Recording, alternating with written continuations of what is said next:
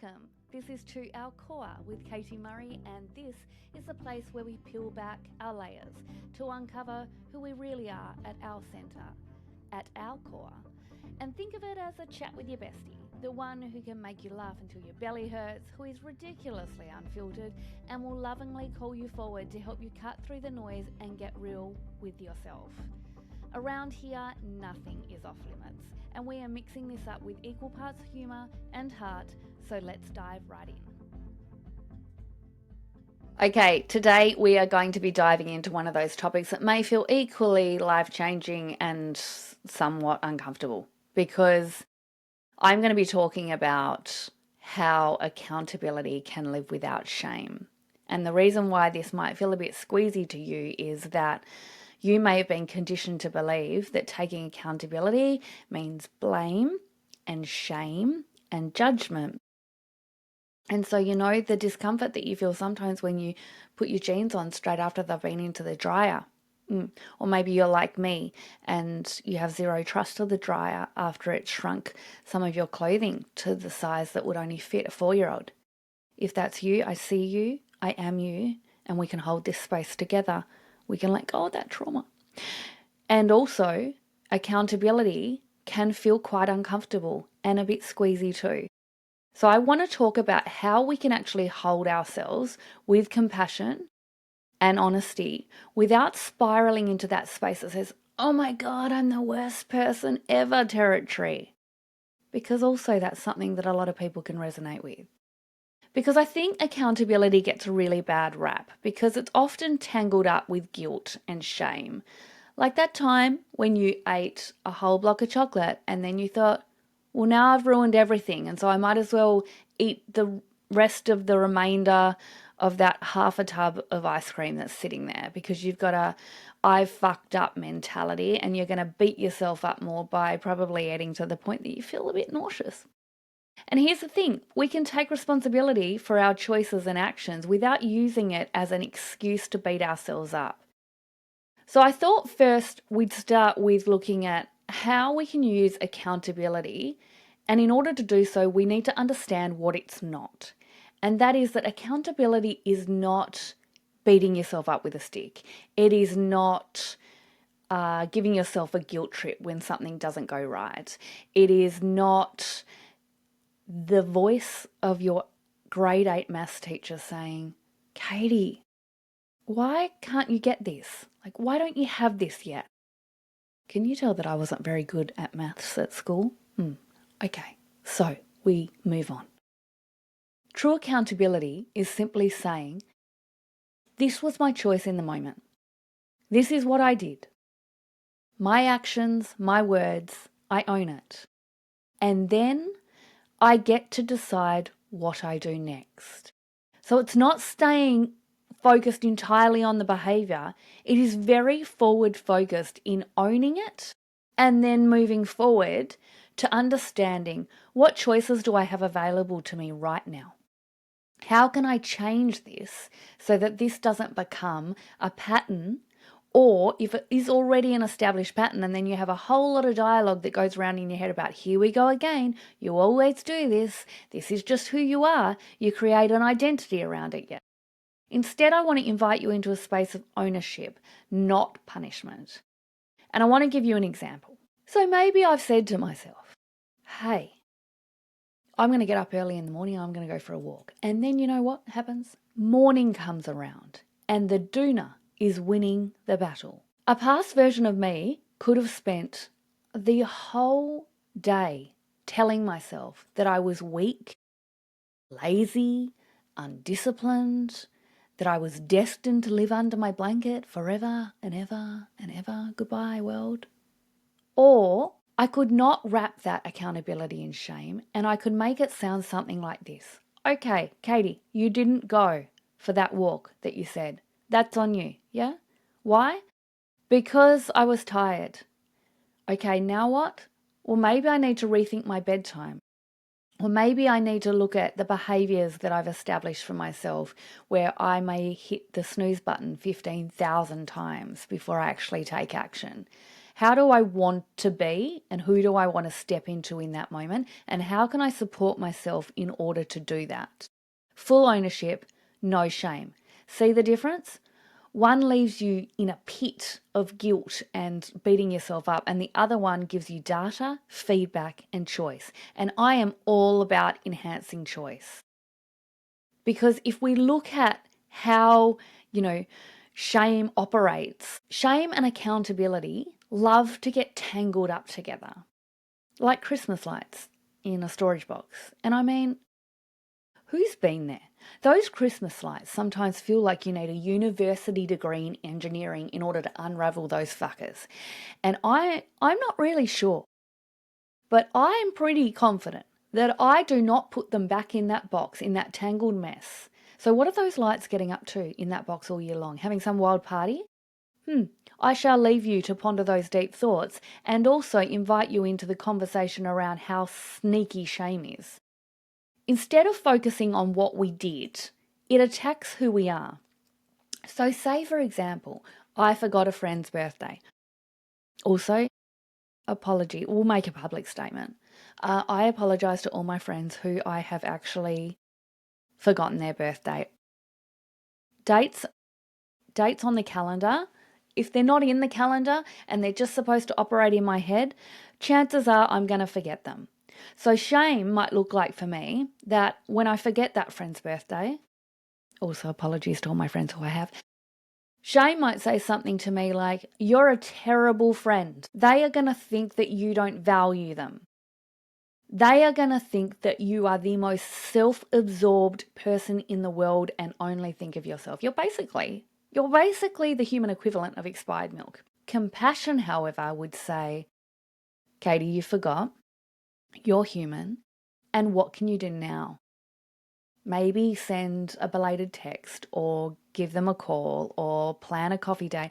Hey, how about you change this into a lens where you can step forward with choice and one, take ownership for what happened, and also extend their birthday a little bit longer by dragging it out because you forgot their birthday. So therefore the coffee date to celebrate their birthday is belated, and whoopie-doo, suddenly we've got a birthday that lasts a couple weeks. Yes, I'm up for that.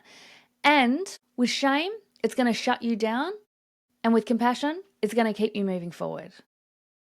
And here's the funny thing, yeah? We've all had those moments where we mess up and think. And it may not be about the birthday, it may be something else that you feel shameful about. And you might think, right, I shall never show my face again in public. I shall live under my doona forevermore. It was nice to know you. Thank you for your time. And now I'm out. And honestly, when we look at it, most people are too busy worrying about themselves and whether they've got spinach in their teeth to even notice that you might have missed something. You may not have been perfect.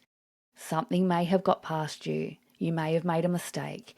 And you know what also tends to show up? If you can demonstrate a little honesty and a little humility and step into ownership and go, instead of making out some bullshit like, I couldn't call you on your birthday because, and you list out all the reasons why you couldn't, instead of just going, hey babe, I'm so sorry, the date slipped past me and I forgot that it was your birthday and I just want to reach out and send you all the love and I'd love to catch up with you soon. Yeah, just own it. And realize that the shift energetically for you is so empowered by doing that. And looking at that, I want to discuss with you another big thing, and that's learning to step into cause rather than living at effect. Because when we're at effect, life feels like it's happening to us. We hand over all of our power. We pretend to ourselves that we don't have choice. And we slip into this dynamic where we say things like, well, that happened because of my boss or my kids or my partner or the weather or Mercury is in retrograde or the universe has really got it in for me. It's a blame game. and it disempowers you and it hands over the steering wheel to everyone else in your life except for yourself. And while we're on that, I just want to touch on the fact that if you need a reminder, and you will probably hear this several times in my podcast episodes, if you need a reminder that you are the main character in your life, then here it is. Because you may have been told as a child or even heard it as an adult, the world doesn't revolve around you. Well, I've got a different perspective on that, and that is that your world does. Your world does revolve around you because this is your life, and it's about time we started acting like it is. There are so many people that are being backseat passengers to everyone else in their life, whether it's the kids, their partner, whatever, and instead they are just immediately relinquishing all of their avenue to step into making empowered decisions. Start getting up each day and asking yourself, how can I be the main character in my life right now? Because, and I was having a conversation with one client, and she said to me, and her kids are teenagers, she said to me, my kids' world revolves around me. And I said to them, that client, I understand that that's your perspective, and I also challenge whether or not it is, because I also have teenage children, and I can tell you that while I am a central character in their life and I'm very important, I am not the main character in their life. They are. Because what we know about children and young people is that they can be quite self-focused, and we sometimes make that out like it's a bad thing. Like, and I've heard the words come out of my own mouth. Like, the world doesn't revolve around you. You need to think about other people. And also, there is something that we could tap into there, because they are making sure that their needs are met. They are making sure that they get what they want. They have no problem articulating what they want in life, and then they will do everything they can in their power to go and get it. And this is not about showing a lack of empathy towards other people or being an inconsiderate prick. This is about us being able to utilize it in a way that allows us to step forward into choice. Instead, when we're at cause, we can flip the script. We own that we have choice, power, and agency. Because being a cause sounds like, okay, the deadline has somehow slipped past me, and that is because I didn't manage my time the way I wanted to. See the level of honesty there? That's also something that I think that some of us are conditioned to shy away from being honest with ourselves. We're happy to tell ourselves a narrative that makes us feel like shit. We're happy to repeat a story that says you're incompetent or you're not good enough or you're not worthy or whatever. However, standing in fragility of vulnerability and saying, this has happened not by some fluke, not by some random event. The deadline has slipped past me because I didn't manage my time the way I wanted to. And then you get to choose. Next time, I'm going to block out my calendar differently. Or say you've lost your cool with your kids. Heaven forbid, we as parents don't always show up in the way that we want to. Because guess what? Newsflash, human to our cause. Human to our core. And I can choose in that moment to spend the entire time beating myself up or being at effect and blaming the kids for how I reacted. Or I can step forward and choose how I want to repair that and show up better next time. Because you know what happens then is we not only repair the relationship, we don't pedestal ourselves. Because when someone is on a pedestal, I can guarantee you that there's a high probability that if you put someone on a pedestal at one point in time, they will probably become the villain in your story. And I don't want that for my kids. And I don't want them to grow up thinking that they need to be perfect parents. I want them to be human parents, and I also want them to know how to repair situations in their relationships when they haven't always nailed it in the way that they would like to. So showing up for them in that repair work and saying, just because I wear the hat of being a mother and a parent, it doesn't necessarily mean that I'm always going to show up how I'd like. And then I make it not about the reaction. I make it about the repair and how we can do that, modeling this skill for my children too. And it's about not pretending that we control everything, because spoiler alert, if we did, you know that experiment that you tried when you cut your fringe? It would have worked out a lot better. I'm just going to say it. A lot of us have been there. We don't control everything, and I'm not going to sit here and say because you're at cause that you control everything. However, the moment that you sit at an effect, you hand over all of your control to someone else. It's about taking initiative where we do have control over the things we do. And you know what? Where focus goes, energy flows. So the more you focus on the control that you do have in your own life to make choice and to step into your actions in an empowered way, to choose your emotional responses instead of blaming others for how you've reacted, guess what? Where focus goes, energy flows, and you will magnify that. So you'll see more opportunities where you can step into choice, recognizing that we are the authors of our next chapter. We are not some background character in someone else's story. And we need to start acting like that. So how can we practice this mystical unicorn of accountability without shame? Well, first, I want you to pause. And you might see a consistent theme that's coming up in our episodes that I'm going to be talking to, that often the pause will be the moment that we get to choose. We get to choose our next step. We get to have control over how we want to show up.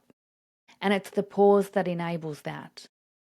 It's the awareness so that we can catch when we're starting to spiral and go something like, because I didn't do this, I am such a failure. I am so unworthy. I am not good enough. Instead, by pausing and reevaluating what's happening right here, right now, without hinging a huge story and how can I make this mean something about me, I can swap it with curiosity and say, that's interesting. I didn't follow through with that. Why? Because asking questions will allow you to be curious and step into a place of exploration and understanding rather than passing judgment. Second of all, speak to yourself like you're a mate. I am going to take a guess that a large proportion of what you say to yourself, you would not say out loud to anyone else. So imagine your best friend. She ate all the chocolate and then half the tub of ice cream that was left in the freezer. She skipped her workout. She missed a deadline. You would not say to her, you're a useless piece of shit. Sounds way too harsh, doesn't it? Yet I would have it as a guess, might have said that once or twice to yourself, beat yourself up ridiculously. You would say to a friend, okay, it happens. What's the plan moving forward? How can we break this pattern? How can we interrupt it? Because that's the first step, yeah? You would meet them with the kindness that they deserve, and you deserve it too. And it allows us to not stay stuck. Notice how all of the scenarios I'm inviting you in to consider is that you can acknowledge what has happened and then pivot. A lot of people spend so much time on making sure they make the right decision. They procrastinate, they overthink, they make pros and cons lists, they talk about it with lots of other people when they're trying to make a decision because they're trying to find how they can make the right decision. And instead, what about it was about acknowledging the fact that we can make a decision, look around ourselves, see if this is where the outcome was that we anticipated. And if it's not, we step forward into choice and we can pivot. And then we can say, okay, all right, I missed the deadline. That's not where I thought I would be right now. And what can I do? Well, first of all, why did I miss the deadline so that I can identify if there was a particular challenge that I could eradicate next time if it happens? And then what's the plan moving forward? How can I move forward with this? And so you might pivot and take a step to the right. And then when you get there, you might assess, look around, say, is this where I thought I would land? No or yes. And then you might take another step to the left, to the right, straight ahead. It's all accessible to us when we offer ourselves a space of being kind to ourselves like we would anyone else. Third, I would invite you to reframe accountability as growth. Instead of something like, I fucked up, try, I just had the opportunity to collect some evidence about what doesn't work for me. This is all feedback. Boom. Instant scientist energy. You're not a bad human. You're just running experiments.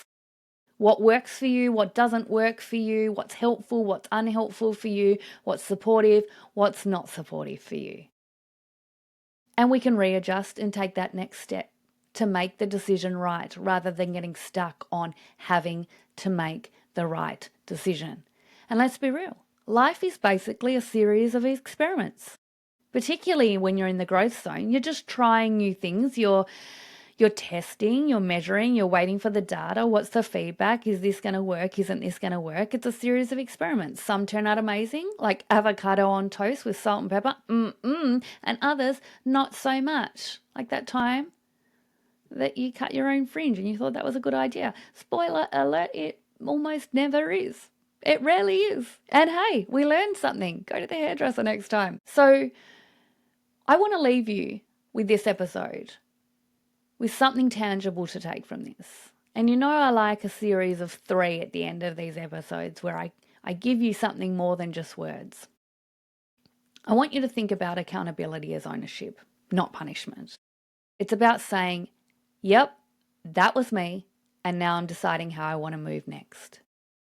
It is the ability to step in and recognize how much choice you have. And I think that this kind of energy is like shoulders back, chin up, chest out, proud, empowered moment of, great, okay, that didn't work out, or I dropped the ball on that. So what's the feedback? How can I analyze it? How can I implement it? And how can I take another step forward? Yes, you know what they say about people that are most successful is they fail fast. Now, I don't actually love the word fail because I really come from a place of there's no failure, there's only feedback, that we get an opportunity to learn and grow and that nothing necessarily defines us. So our mistakes don't define us and nor do our achievements, okay? Because if we hedge all of our success or self-worth or identity around our achievements, what happens to ourselves when we don't achieve stuff? We get to come from this place of accountability fully empowered, where shame isn't required, because shame attacks who you are and compassion instead focuses on what happened and now what's possible for you. Compassion and compassionate accountability fuels growth. Speak to yourself like you would someone you love. And remember that this is an experiment. It's not about failure or success.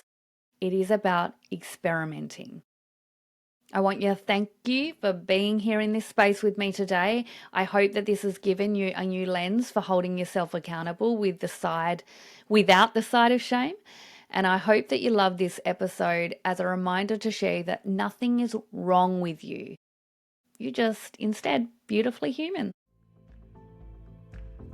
Thanks for spending time with me today on To Our Core. If something landed in your heart or gave you a much needed giggle, consider sharing it with a friend who also may need this as a timely reminder.